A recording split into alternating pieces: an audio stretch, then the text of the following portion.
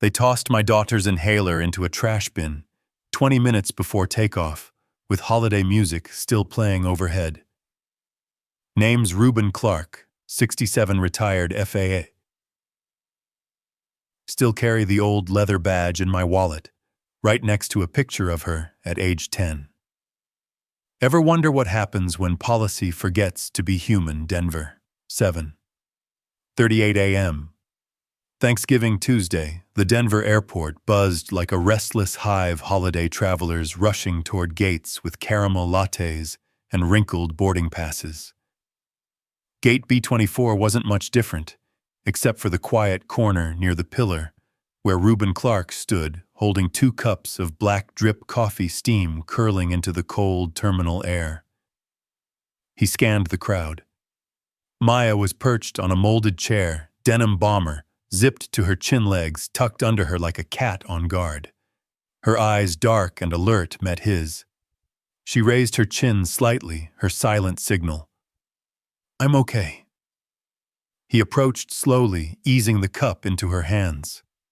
"Still warm," he said. She cupped it with both palms.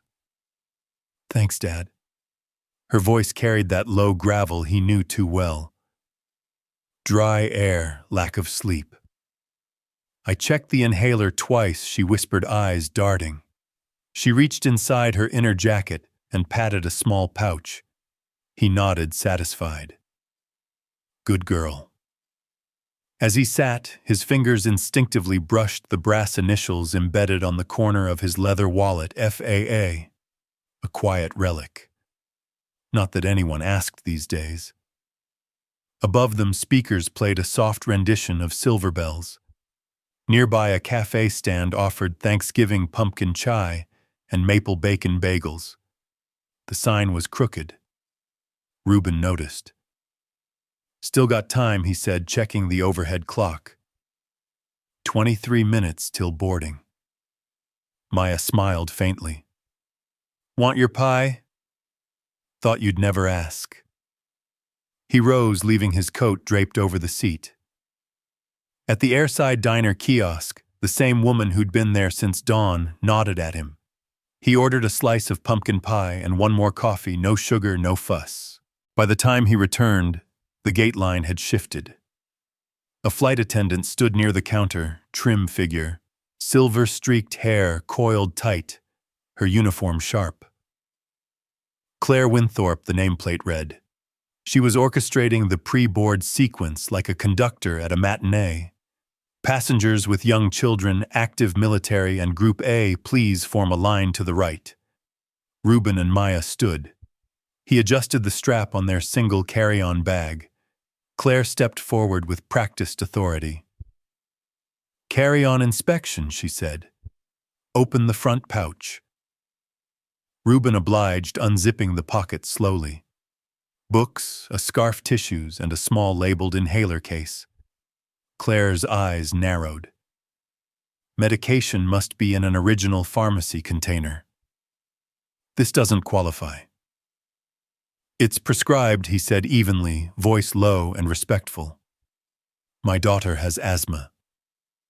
Claire lifted the soft case with gloved fingers like it was a suspicious object. "This is considered improperly stored. I can't allow it on board like this." Maya stiffened. "It's my inhaler. I use it every winter." "Policy," Claire replied. "Federal regulations." Before Reuben could speak again, Claire had already stepped toward the side bin and dropped the pouch inside out of reach. The soft clunk echoed in his chest like a snapped string. He opened his mouth, then shut it. "May I speak to a supervisor?" Claire straightened. "Sir, we are not required to delay boarding over non-compliant items. Let's not create drama right before takeoff." Maya's gaze dropped to her shoes. Her hands gripped the coffee cup tighter, knuckles pale. She didn't say a word. Behind them, a young man in a hoodie angled his phone subtly toward the interaction. A mini tripod attached to it glinted beneath the fluorescent lights. He didn't say anything either, but kept filming. Near the gate seats, an older man, Latino white stubble, pressed plaid shirt, watched quietly. His eyes followed the discarded inhaler, then Maya. Claire turned away, brushing invisible lint from her sleeve. "Boarding in 5, she said aloud. "Let's keep things smooth." Passengers began gathering in clusters. Wheels squeaked, children whined, someone sneezed twice. Reuben squeezed Maya's shoulder gently. "You okay?" She nodded too fast. "Yeah, it's fine," then coughed once, muffling it into her sleeve. They began boarding with Group A. As they stepped onto the jet bridge, the chill changed metal air, recycled and dry. Reuben's hand shifted from the bag strap to the base, gripping tight. Behind them, Claire's voice called out one last time, loud and clipped. "Passengers, please make sure you comply with medical and safety protocols, especially if you're traveling with children."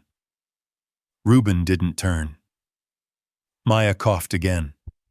His fingers closed tighter. 40 minutes after takeoff, the sky outside their window was an ocean of clouded gold.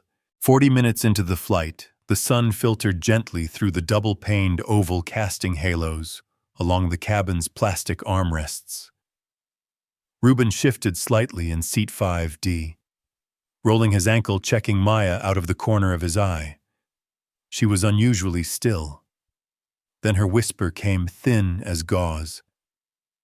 "Dad, my chest's getting tight." He turned instantly. Her cheeks had drained to a porcelain hue and her lips bore the faintest bluish tinge. Reuben's hand moved on reflex to his bag. The front pouch, he unzipped it halfway, fingers searching, empty. The inhaler case, discarded. He froze. A second passed. 2. Then he zipped it back up and placed the bag gently beneath his feet. His mind calibrated the next steps like a familiar but rusty checklist. "Breathe through your nose," he said, soft and steady. "Short, slow inhales." She nodded, trying. Her eyelids fluttered. He pressed the call button above their seats. A light pinged. Moments later, Claire appeared from the galley with her signature unhurried grace. "Yes. My daughter needs water," Reuben said, voice steady. "And I'd like to access the emergency medical kit. She's experiencing early respiratory distress." Claire gave Maya a brief glance, then checked her watch. "We're not authorized to distribute EIMK without pilot clearance and confirmed emergency." She's upright. Conscious. Reuben inhaled slowly. She had her inhaler. "You threw it away." Claire's tone didn't shift. That decision was in compliance with FAA storage regulations. "I can bring her water." Reuben gave a clipped nod. "Please do." Claire returned moments later with a tiny plastic cup, barely 3 sips. Maya took it gratefully, but the wheeze under her breath had grown more audible. Across the aisle, Alonzo looked up from his crossword. Without speaking, he rummaged in his coat pocket and handed Reuben a wrapped mint. "It helps some kids." "Dry cabin air," he murmured. Reuben smiled faintly. "Gracias." Maya sucked on the mint slowly. Her hands trembled. The hum of the engines masked her breathing at first, but a soft gasp escaped. Not loud, but sharp. Reuben glanced around. Several passengers were reading. A toddler 2 rows up giggled oblivious. Then came the lens. Trevor 3 rows behind had turned his phone slightly, the attached tripod folded under like a handle. The screen glowed red. He was recording. Not just them, but the whole atmosphere. The look on Claire's face. The tight press of Reuben's lips. Claire returned again. "Sir, if there is a need for medical escalation, I must notify the cockpit." "Please do," Reuben said. "This isn't posturing. She's getting worse." Claire folded her hands. "You are not authorized to speak to the cockpit crew. I will assess as required." She's not a checklist, he replied quietly. Maya shifted, pulling her knees slightly upward. A soft-spoken woman 2 seats ahead turned around. My cousin's daughter has asthma. It can get bad fast. Just saying. Claire offered a tight smile. Thank you, ma'am. We have protocols. Maya let out another wheeze, this one longer, more rattled. Reuben stood slowly. He didn't raise his voice, didn't gesture, just stood hand still on Maya's seat. This, he said evenly, is now a safety violation. Passenger is exhibiting symptoms of medical distress, and required medication was discarded under flawed judgment. Trevor's camera adjusted its angle. The timestamp flickered into frame. Claire didn't blink. Sir, sit down now, or I will have you escorted at landing. The cabin hushed. A single cough broke the silence somewhere in the back. Maya pressed both palms to her chest, struggling. Reuben didn't sit. He reached slowly into his wallet, thumb resting against the smooth leather lining. For a brief moment his finger tapped the brass edge hidden inside but didn't draw it out. He looked straight ahead and waited. When Dad's not just Dad. Reuben stood. His gray cardigan was folded neatly over one arm, exposing the crisp lines of a once-regulation shirt beneath. The sleeves of time had softened its military formality, but nothing had touched the steadiness in his gaze. Ma'am, he said evenly, I am invoking FAA Rule 121.557, subsection B. Claire paused mid-step. Her clipboard shifted downward. The cabin didn't breathe. Then slowly, deliberately, Reuben opened his worn leather wallet. From its inner lining he slid out a laminate card edged in blue, stamped with a federal seal and 3 decades of quiet authority. It bore his name in clean capital letters, Reuben Clark, FAA Safety Operations, RETA. At the bottom, in smaller print, Certified Emergency Flight Safety Inspector, Emeritus Status. Claire blinked. You're retired. I'm certified, he replied, and still federally authorized to act if passenger safety is at risk, including onboard intervention under emergency medical distress.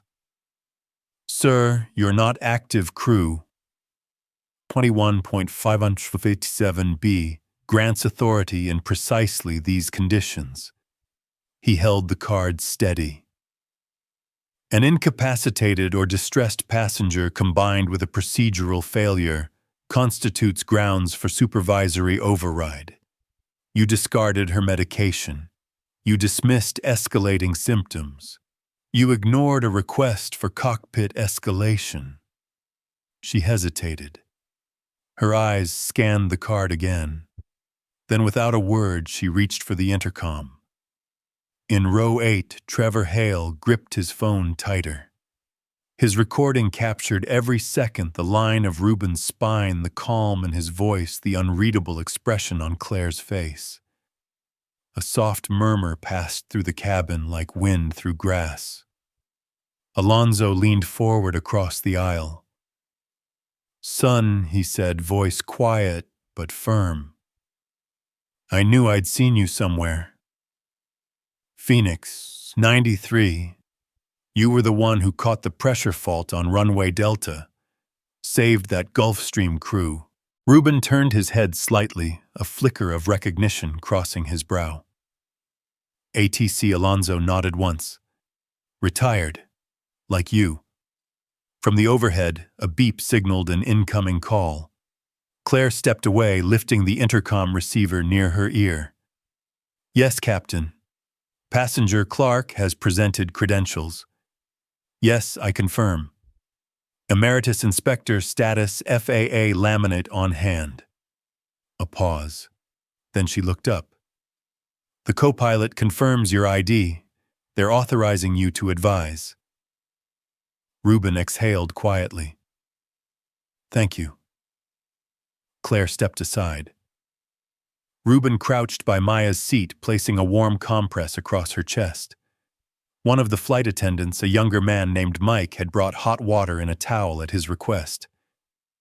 Maya's breath slowed, evening out slightly. She reached for his hand. You remembered the towel thing. Muscle memory, he said. And luck. From behind, Trevor was typing furiously into his phone. He tapped post on the clip and watched the video upload. When Dad's not just Dad. FAA legend on flight. 69 passenger invokes emergency safety override after crew discards daughter's meds. Respect. A faint ping sounded from the galley monitor. Claire glanced at it. Passenger disturbance logged blinked the text, but no action followed. Instead, the cockpit door clicked open briefly and a voice rang over the intercom. Ladies and gentlemen, this is your captain speaking. Due to a combined medical and procedural concern, we will be diverting to Kansas City International. Estimated landing in 27 minutes. Please remain seated and follow crew instructions. The seatbelt lights flickered. Some passengers glanced around, whispering. Others looked toward Reuben, then Maya, then back to their own thoughts. Reuben didn't move from Maya's side. She's better now, he said softly. Claire stood at the rear galley, arms crossed. Not angry, just deflated. Her hair was no longer quite in place. A single strand clung near her ear. Her clipboard lay untouched by the coffee station. She's not evil, Maya whispered, still holding her father's hand. Just wrong. Reuben looked at her and nodded. That's enough judgment for today. Out the window far ahead, a line of storm clouds sat heavy on the horizon. But beneath the plain, golden farmland stretched wide open and steady. The first lights of Kansas City shimmered faintly against the brightening sky. You look cold. As the wheels touched down in Kansas City, a ripple of applause filled the cabin, part reflex, part relief. Some clapped with both palms, others just tapped fingers to tray tables. No one cheered. It wasn't that kind of landing. Outside, the sky hung low and gray Kansas clouds thick with late November moisture. The tarmac shimmered faintly from recent drizzle, and in the far distance a line of evergreens stood stoic against the horizon. Reuben didn't join the applause. He turned to Maya, who sat upright now, sipping warm water from a styrofoam cup. Her color had returned, and the rasp in her chest had softened. You good? He asked. Maya nodded. Better than in the air. The plane taxied slowly toward an unmarked gate.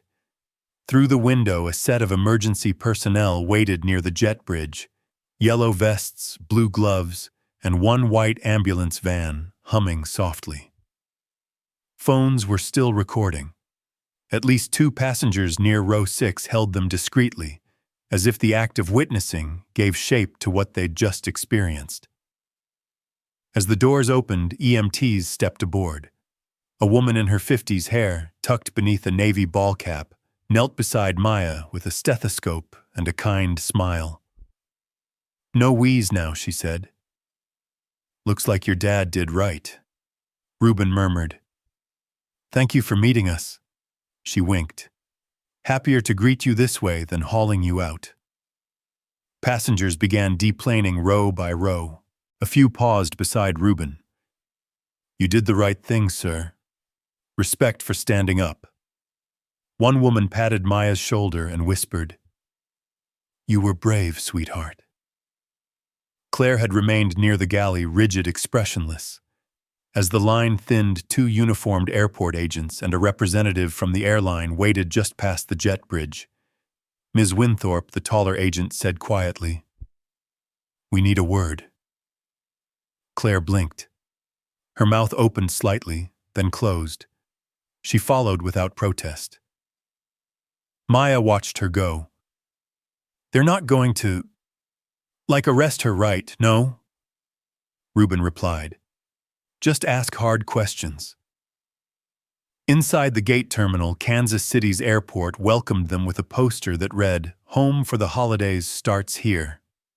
A cinnamon bun stand nearby filled the air with sugar and spice. Families clustered with signs. A little girl twirled in red velvet near a service dog. Trevor caught up a bottle of lemon water in hand. "Got this from the vending machine 2 gates down," he said, handing it to Maya. "Thanks," she said, then smiled faintly. "You didn't have to." He shrugged.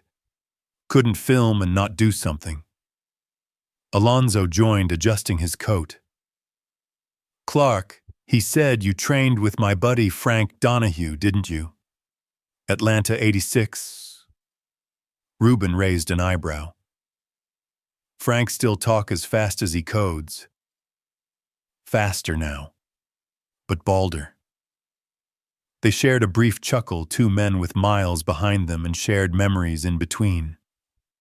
Suddenly a small voice piped up. A boy, maybe 8, holding his mom's hand, pointed. "Mom, that's the guy from the video." "The Sky Cop," Trevor grinned. "New nickname," Reuben sighed. "It'll pass." The gate agent, Linda, returned with an update. "Flight's rescheduled. You'll head out again in 3 hours. Lounge passes issued for impacted passengers." Reuben nodded. "Appreciate it."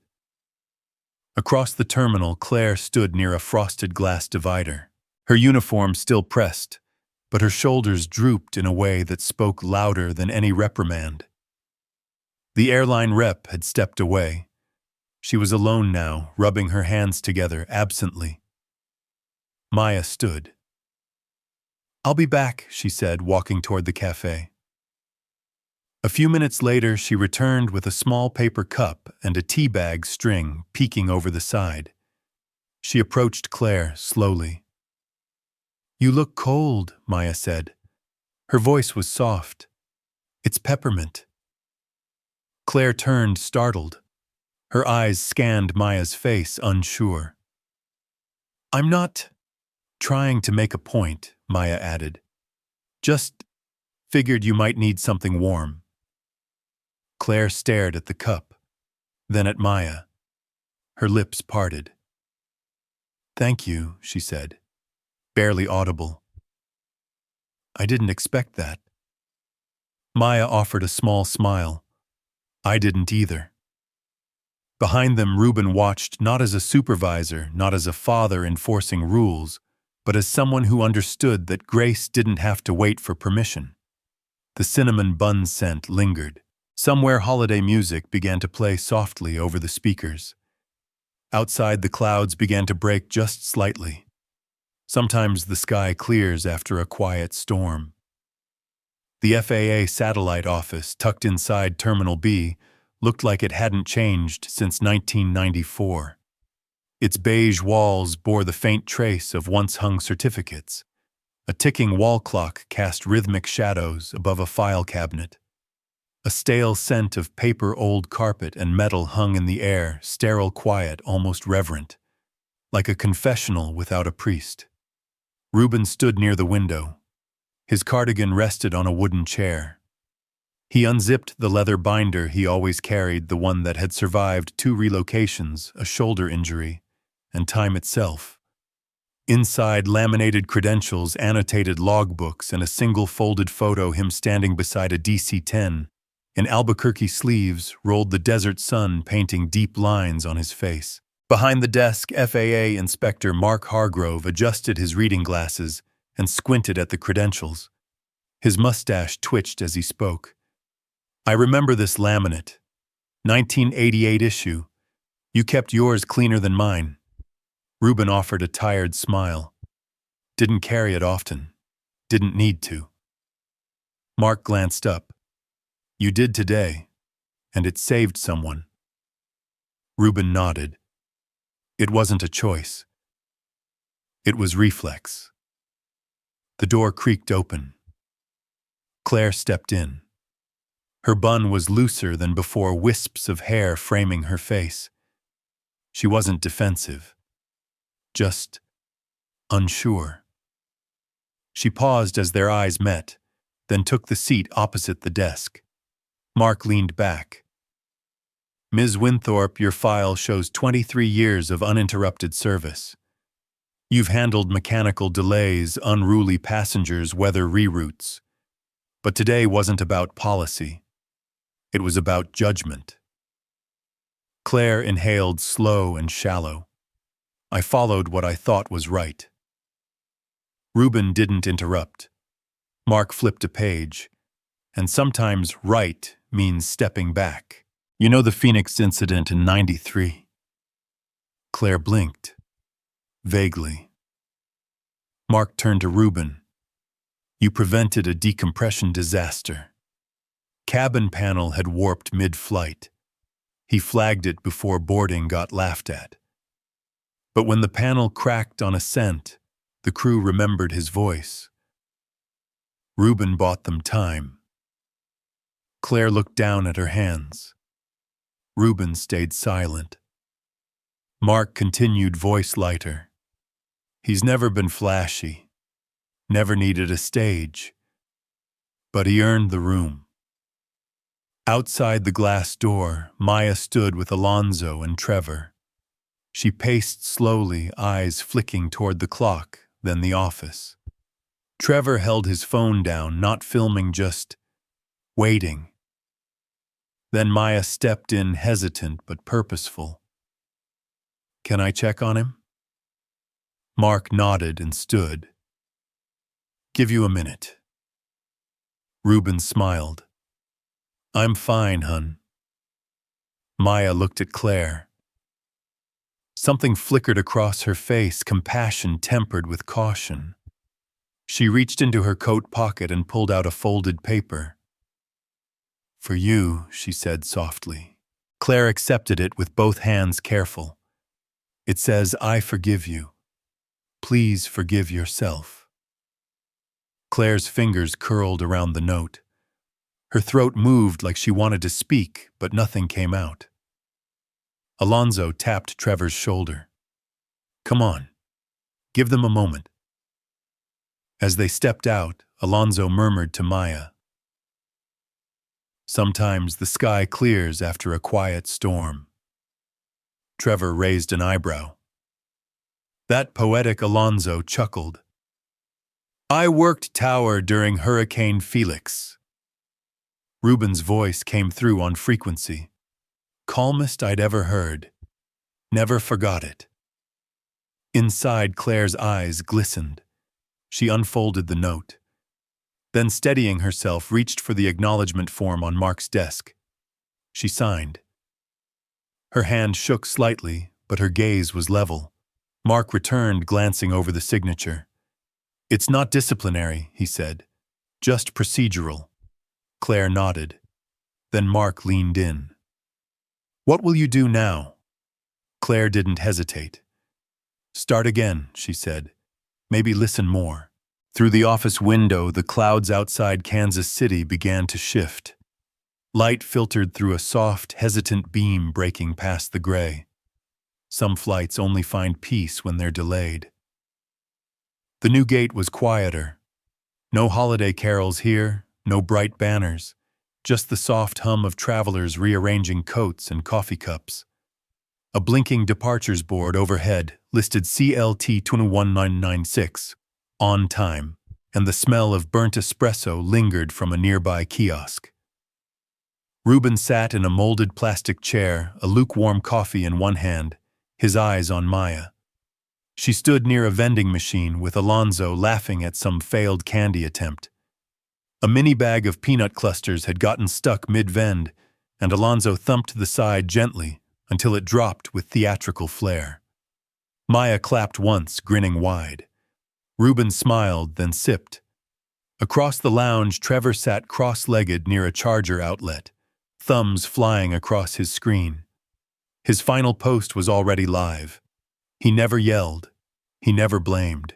And yet, the entire flight changed course. Flight 1169, Kansas City layover. Trevor looked up, caught Reuben's eye, and gave a slight nod. Reuben returned it with quiet gratitude. Mr. Clark, Trevor said, as he stood and approached. I wanted to say, thank you, for how you handled everything. You told it fair, Reuben replied. Didn't twist it. Didn't have to. Trevor smiled. Truth's more interesting than spin sometimes. Reuben extended a hand. They shook. Just then, a familiar figure appeared near the edge of the gate, Claire. Her posture was different now, less composed, more human. Her blazer had been traded for a simple navy sweater, and her flight pin was tucked into her carry-on strap. She walked up, stopping beside Maya. I was wondering, she said softly, if I could help stow your bag properly this time. Maya blinked, then nodded, handing it over. Claire turned to Reuben. Still by the book. He tilted his head. Trying a new page. Claire smiled, tired but genuine. From his coat pocket, Alonzo stepped forward, pulling out a small square of fabric. It was weathered, embroidered with gold thread and faded blue. Control tower patch, he said. Seattle-Tacoma, 1985 issue. I don't keep much these days, but this you earned. Reuben accepted it with both hands. I remember this design. Yeah, Alonzo said, back when radios had hiss and people still listened. Boarding was called. Trevor slung his backpack on. Alonzo followed with deliberate steps. Claire moved ahead to assist another passenger. Reuben turned to Maya. Want to go first? She looked up. You sure? He nodded. This time it's yours. They walked down the jet bridge side by side. As they found their seats this time near the front, Reuben stored their carry-on with a precision that spoke of habit, not ego. Claire, further down, glanced back once. No words, just a glance. The plane ascended smoothly, wheels tucked away beneath them, Kansas City fading into scattered fields below. Reuben leaned back, eyes closed, exhaling. Maya turned to him, voice low but sure. This time she said, I don't feel like a problem. I feel like a passenger. He opened one eye. You were never a problem. I didn't believe that until now. Outside, the clouds had thinned. Afternoon sun broke through in soft gold, casting streaks across the wing. Reuben rested his head against the seat.